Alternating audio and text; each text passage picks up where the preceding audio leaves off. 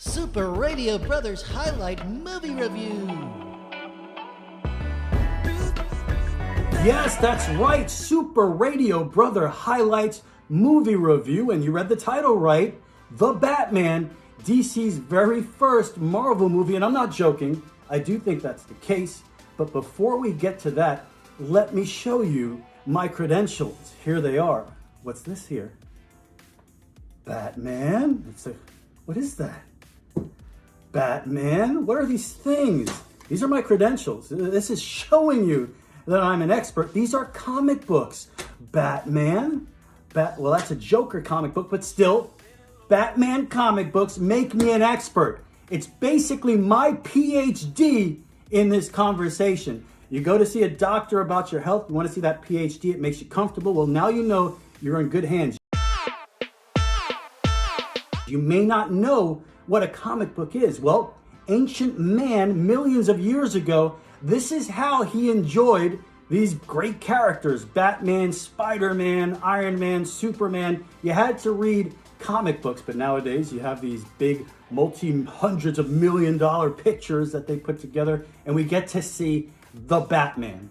Okay, let's get to the Batman, DC's very first Marvel movie. First of all, one of the things I really loved about this movie was Gotham City itself. It was definitely a character in this film, like it was alive. It wasn't just a city, it was a living being, its own character, and it just looked amazing. It set the tone for the film. It looked very much like movies like Seven or Saw. It had that feeling, but it was Gotham City, and it was very special. To me, in my opinion, the very best looking Gotham City in the history of Batman cinema.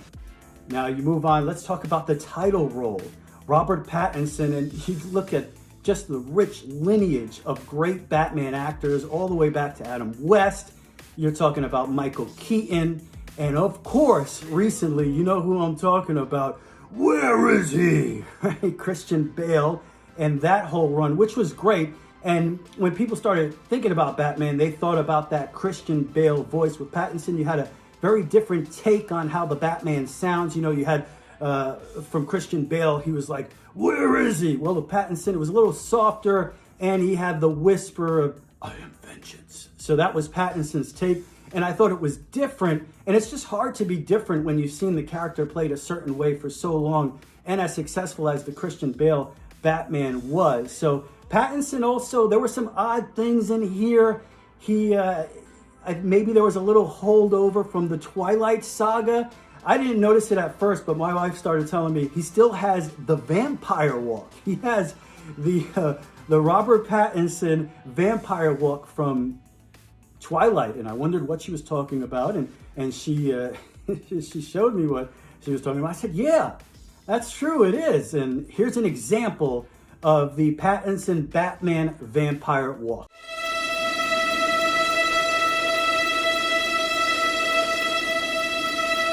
One of the things different about the Batman, taking center stage is usually the villains and Batman's relationship, Bruce Wayne's relationship with Alfred, right? Alfred Pennyworth, who's basically like a father to him, the butler, the guy who's running everything behind the scenes.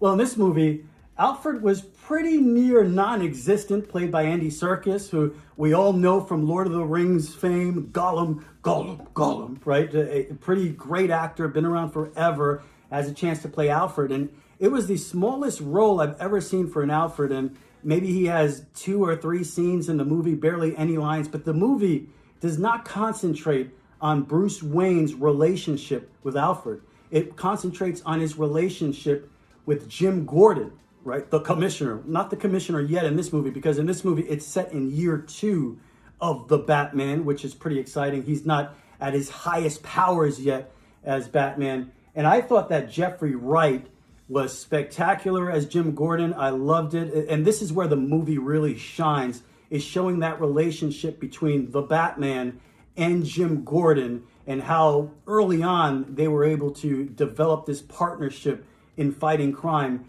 in Gotham City. So I thought it really excelled at that. So minus the Alfred relationship, they really emphasized the Jim Gordon relationship, which allowed them to tell a story that focused on Batman, the detective. Right now you're saying, you haven't told me yet why this is the first Marvel movie by DC. Well, I'm getting there. Hold on. Wait a second. Slow your roll, bro. We're going to get there in 1 second. So, and here we go. As far as the villains are concerned, you had Paul Dano as the Riddler, and of course, Colin Farrell as the Penguin.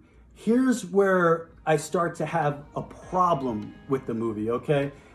In my opinion, for the villain to be successful in a Batman movie, and usually when Batman movies have great villains, that's when they really shine. I always go back to Batman '89 and the performance from Jack Nicholson. Even Heath Ledger in The Dark Knight was absolutely incredible. You know, they steal the show. I think Jack Nicholson made $1 million more than Michael Keaton did in that very first Batman movie in Batman '89. So it's a lot of times you look for the villain to shine in the Batman movie.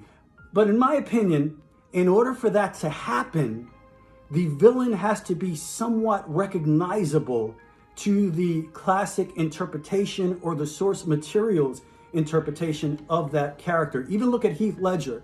There were definitely some dramatic differences from the classic version. The scars on the face that made the smile. These were all really cool, dark alterations to the character. However, key word, the character was still recognizable.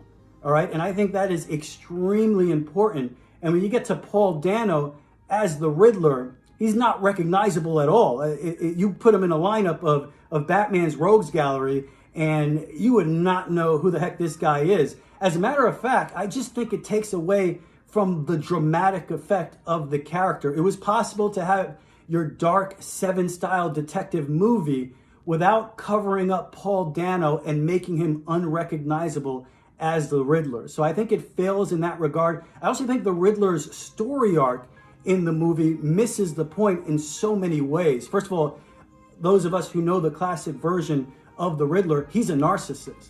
He's in this to prove that he's smarter than everyone else, especially smarter than the Batman. He's just smarter than you, okay? And that's why he's committing crimes. That's why he's putting people's lives in danger, because he is a narcissist.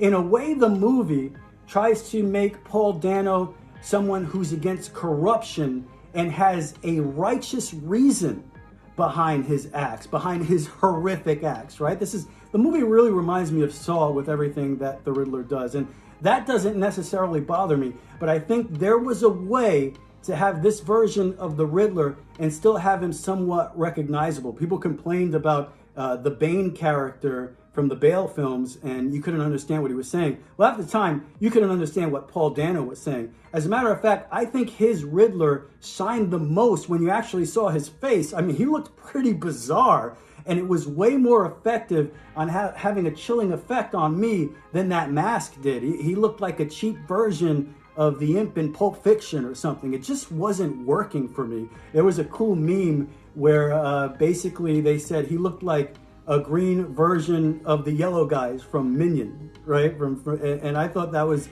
a great thought, because that's exactly what he looked like. So I really didn't connect with the Paul Dano Riddler. As far as Colin Farrell as the Penguin, that's one that's a little harder to narrow down, because even in the comic books, there have been so many different interpretations on how the Penguin looks and acts. At the bottom line of his character, he is a gangster, right? I just wish they would have given him something in the movie to be a little bit more recognizable as the Penguin, like maybe an umbrella that fires bullets.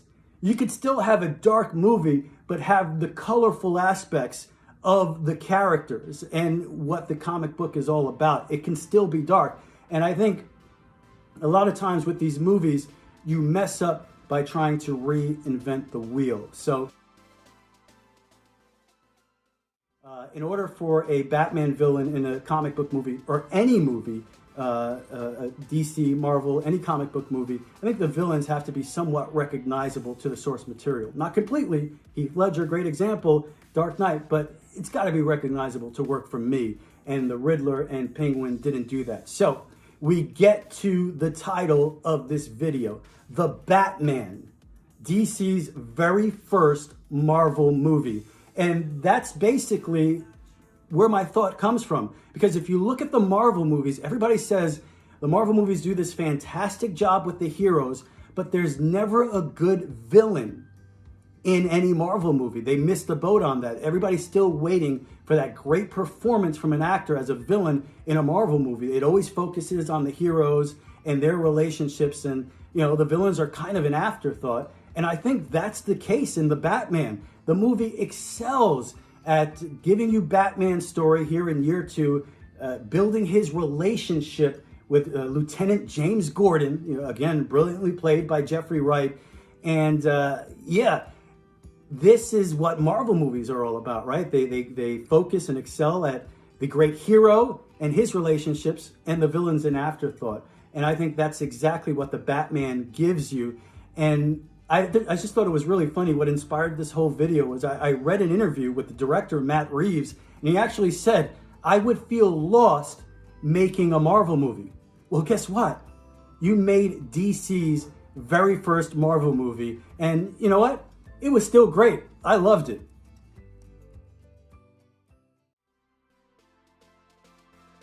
And there you go. Tell me what you think in the comments section below. If you enjoyed this video, please like and subscribe to this page. We're going to have plenty more content coming your way. And check out the Super Radio Brothers podcast, available on all social media platforms. I'll see you in the highlights.